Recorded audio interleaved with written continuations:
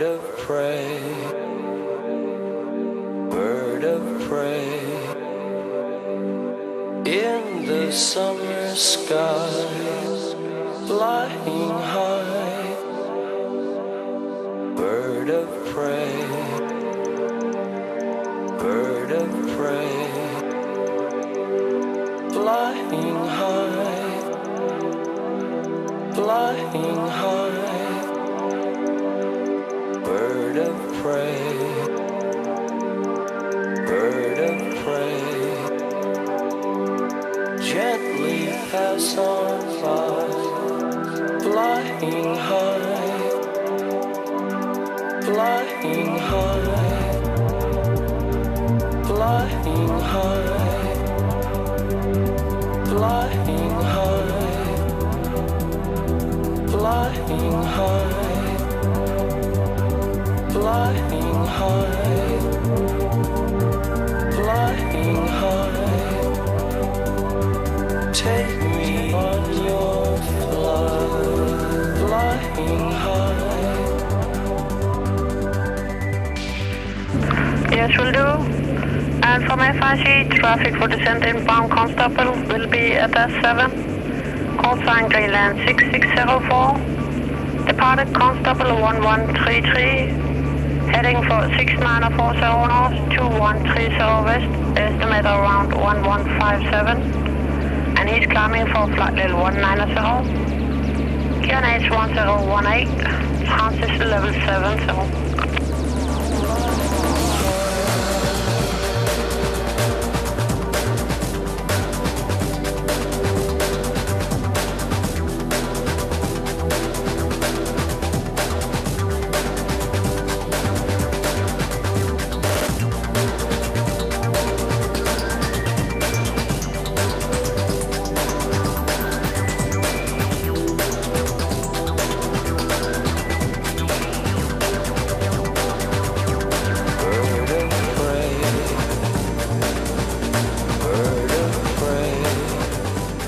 Jónas, við vorum að lenda hérna í Grænlandi í morgun með óvenjulega farangur fyrir þig, eða ekki? Hvað varst að flytja hingað til Grænlands? Við vorum svo heppnir að fá verkefni að flytja 50 tonn af útbúnaði fyrir jarðfræðinga sem að fara að taka borsýni til að vita hvort einhverjir eðalmálmar hérna rétt norður af þessari stöð. Og já, þetta svona blanda af tjaldbúðum og svo búnaði fyrir borið. En hvað kom til að þið voru fengnir í verkið? Það engin vél á Íslandi sem getur tekið svona frakt með svona stóra hörð og þetta mikið í einu. Þetta voru 50 tonn, þannig að við förum 12 ferðir. Þannig að það borgaði sig að fá vél þarna eða þá fá einhverja annar staðar utan frá. Og þetta hefur gengið vel og þeir að verða búnir? Þetta bara gengið eftir áætlun, þannig að miklu betur en okkur þorði að vona því að sluppum við þoku hér ennþá, það bara 1 dagur eftir og þá var þetta búið. Já, og við sáum þyrlu hérna áðan koma og taka eitthvað af þessum vörum sem flytur það hvert. Þeir fara með það hérna svolítið norður fyrir þar sem þeir ætla að bora og leita þessum málmum. Það búið rannsóknir svona yfirborðinu og frumrannsóknir einhver ár og nú á að prófa að vita hvernig gengur. Já. En við erum hérna í einskismannslandi, en þú þekkir vel til hér í Grænlandi? Já. Hvar eru bækistöðarnar þinnar? Já, núna það í Nuuk eftir ég kom til Grænland, en ég búinn að svo byrjaði hérna með flugfélagi Norrlands 77 hérna á austurströndinni og svo búinn að fara allt Grænland fram og aftur. Já. Á tvinnóttunum í gamla daga og bæði á þessum svona engum brautum og svo skíðum. Þannig að þetta nokkur ár. Já. En hérna, þetta sérverkefni fyrir þig, en þú ert venjulega í farþegaflugi? Við erum í farþegaflugi, við erum í fraktflugi milli bæja á vesturströndinni og farþegaflugi hérna yfir eða vesturströndinni út frá Nuuk, suður til Narsarsuaq og norður fyrir Thule. Þannig að þetta bara gaman að fljúga út frá Akureyri núna. Já. En hvernig eru aðstæður hér á Grænlandi fyrir Íslendinga vita, er þetta ekki erfiðar aðstæður hér eða allt öðruvísi? Nei, það eru bara sem mörgu leyti betri en á Íslandi því að það er miklu meiri staðir annarkvort bara allt gott eða þá það slæmt og það ekkert hægt að gera. Það ekki þessi endalausu skipti. Nei. Þannig að þessi braut nú svona sér á báti. Það nú flestar malbikar og með miklu betri búnað en bara stuttar. Og þessar vélar sérbyggðar fyrir svona stuttabrautir. Já. En nei, það fínt að vera, mjög gott að vera. Já, þið eru líka vel hérna í 20 ár. Já, 36 það ekki. Já. En hér getur skilst að getur orðið svo brálað veður að menn komast ekkert milli húsa dögum saman hér. Það getur verið það, en þá náttúrulega heldur ekkert flug sjálfum sér, en það snjóar og blæs hérna, það gerir það. Þannig að það oft sem þetta allt saman á kafi snjó. Þetta nú Grænland? Þetta Grænland, já. Grænland svo stórt og það eins og öll Evrópa, þannig að það nú ekki. Það eru mörg Grænland í sjálfum sér. Já. En svo förum við heim og eftir. Já, svo bara 1,5 tími heim. Já. Það nú ekki flóknara en það.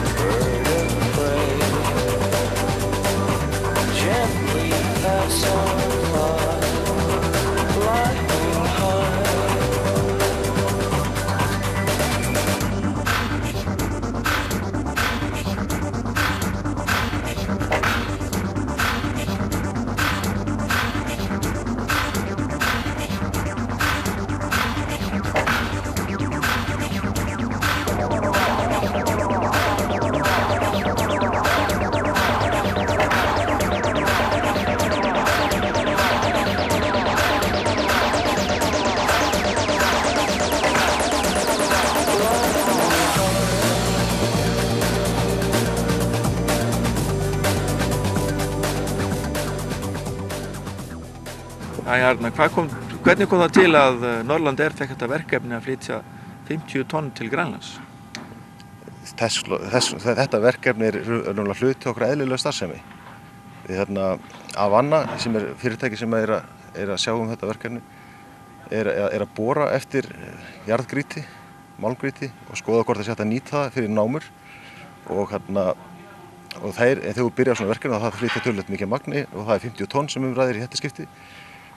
Og þess vegna höfum við fengið leigt hérna vel frá Air Greenland til að sinna þessum flutningum.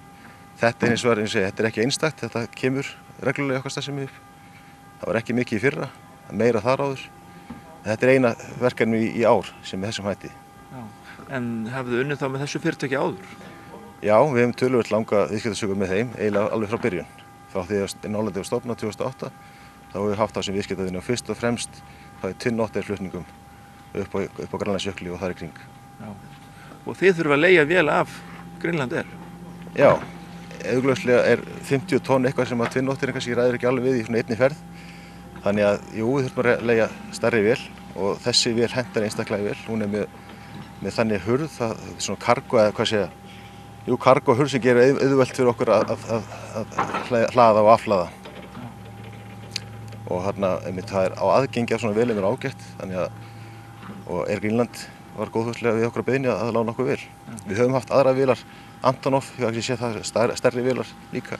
Þannig að þetta eru mismunandi tegundar vélur sem henta í mismunandi verkefni. En önnur verkefni, hvaða verkefni hafið við með svona á þessu tagi? Þetta við sinnum fyrst og fremst vísindastarfsmönnum, starfsemi á Grænlandi.